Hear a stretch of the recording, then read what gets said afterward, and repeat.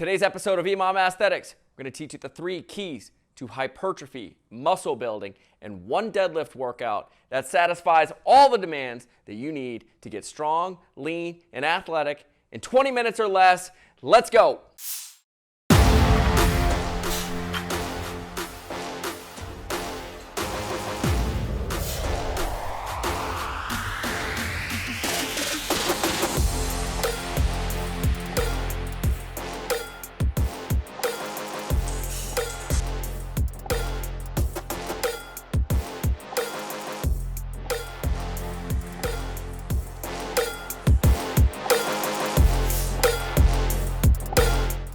Today's episode of EMOM Aesthetics, we're going to be talking about the 3 mechanisms that you need to build muscle to get strong, lean, and athletic without spending 60 to 90 minutes in the gym. That's the core tenets of EMOM Aesthetics, which is in the description, and you can use the code Shrugged to save 10% on the program right now. Very first thing we need to get into is the 3 mechanisms for how you build muscle. So there's 3 big principles to hypertrophy. That's just muscle building. And inside each of these, we could do massive lectures on all the details and all the different variables that go into each of these. We're going to keep this relatively high level because the majority of you just need to understand what you need to do in order to build muscle. It's a much simpler process, and there's a much simpler way to go about it than spending weekends of your time going about understanding myofibrillar and sarcoplasmic hypertrophy and all the fun big words that exercise science people use. We're going to dumb this thing down because we need you to just understand what you need to be doing in the gym, how we use these concepts in EMOM Aesthetics, and ways that you can simplify the muscle building process so you can get strong, lean, and athletic. It's really simple. The very first one is mechanical tension. One word to sum up mechanical tension is strong. We want to use this principle to make you strong. In order to get strong, we need to understand one key thing. It's called progressive overload.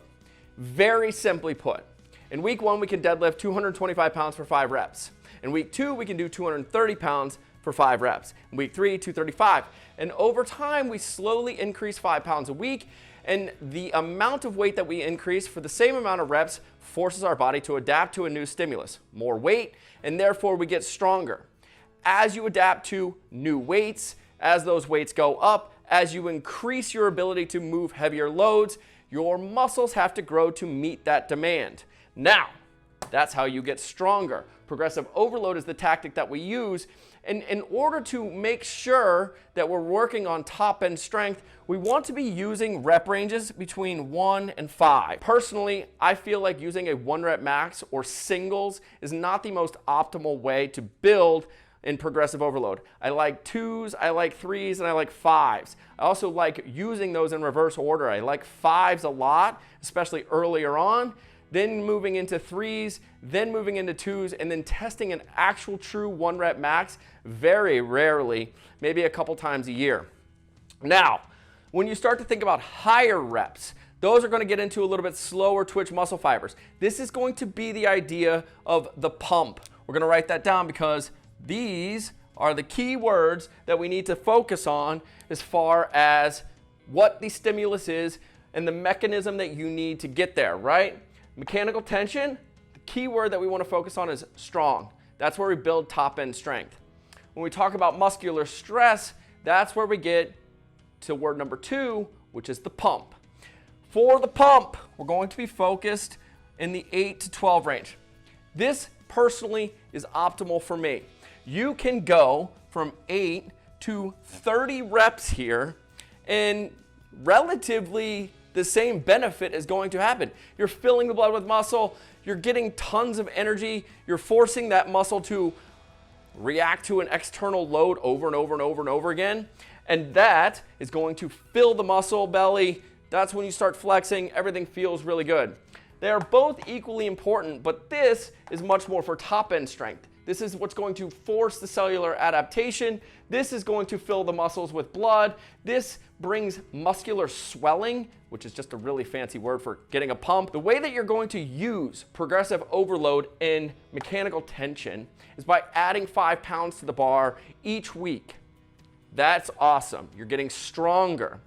When you start to think about progressive overload and muscular stress, your goal is to take the same amount of weight, call it 225 pounds, and instead of doing 8 reps in week 1, you're going to do 9 reps in week 2. That way you're taking the same amount of weight, moving it perfectly, but you're adding an additional rep into the workout. You're not going to be adding as much weight to the bar as much as you are going to be adding reps. Now, I call these the optimal rep ranges. I use these for myself, but as I lay out, say I want to do a 225 pound deadlift. Well, in week 1, I will do it for 8. In week 2, I will do it for 9, all the way up until week 4, in which I will then back it down to 8, increase the load, and over the next month, slowly build through those rep ranges again. Get strong. You're going to increase weights. As you work on the muscular stress, you're going to increase the reps using the same amount of weight. These two terms flow well together, but we have to understand what we're working with and why we do each of them. Pairing those muscles is very important for muscle growth. The way that I like to think about this in one world is tempo. If you've ever done a workout in which you're working on controlled eccentrics, that's the lowering portion of the weight. The next day, specifically if you're doing something like RDLs, straight leg deadlifts, or hamstring work in general, you wake up the next morning and you are sore as you can get. That's because as you add a tempo, specifically to the negative portion of the lift, you are putting an incredible amount of stress and tension on that muscle, and it just tears it down the longer you keep stretching that muscle. That's why RDLs and straight leg deadlifts are so good at creating muscle damage, forcing muscle repair. So when we think about a tempo, you've probably seen something like this, 3-0-X-1. That's like a really good one for a squat. And what we want to think about is this is going to be the eccentric portion, the lowering of the weight into the squat. That's a 3-second tempo down. 0 seconds are spent at the bottom, standing up as fast as you possibly can, and then spending 1 second at the top before another 3-second eccentric portion, or the lowering. So we have 3 mechanisms, and the way that we're going to set up this workout today is to talk about mechanical tension, muscle stress, and muscle repair, and exactly how we implement these into a workout so that you know when you get into EMOM aesthetics what you need to be doing and why we are doing the exact workouts that we prescribe for you. So mechanical tension, for the very first thing we want to be working on in the deadlift, we're going to go deadlift. That's going to be 345 times 5. So 345 pounds on the bar, 5 reps. That keeps us in the rep range that we're very happy with. The next piece that we have is muscular stress. Now, I don't have a 70-pound kettlebell, so I end up using this sandbag. And with that sandbag, I'm able to get a massive hip hinge, swing the kettlebell out in front. It's a big glute contraction. It's a big ab contraction. I'm allowed to do higher reps with these. So I enjoy using the kettlebell for the muscular stress piece in the EMOM aesthetics program as a secondary or accessory movement to a heavy lift in the deadlift. So we're going to go swings times 15 at 70 pounds.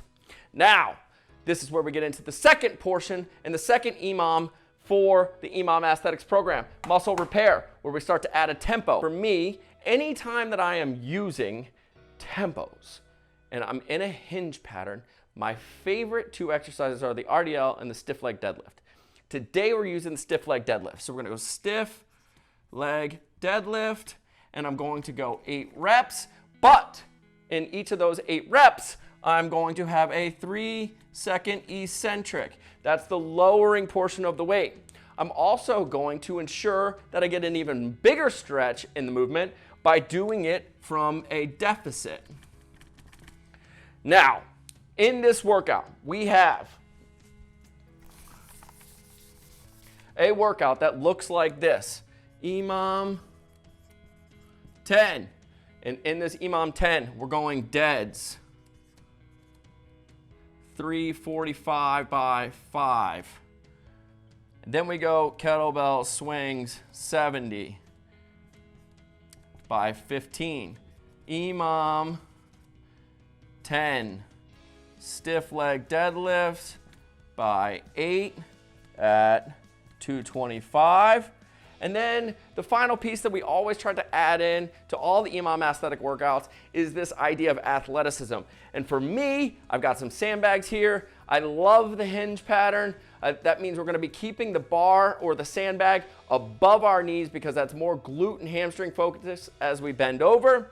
But I'm going to go with some sandbag